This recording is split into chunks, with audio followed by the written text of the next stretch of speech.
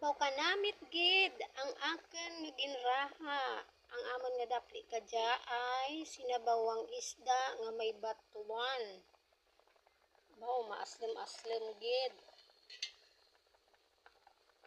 Mura ang dapli namon tulad sa igma. Sinabawan nga isda. Nga ginbutangan ko, ginasleman ko kang batuan.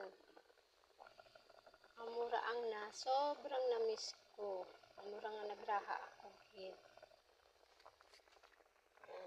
Kasi diyan sa may palengke, diyan sa may wala kang rugto kami dati sa Manila, wala ako may makita nga batuan.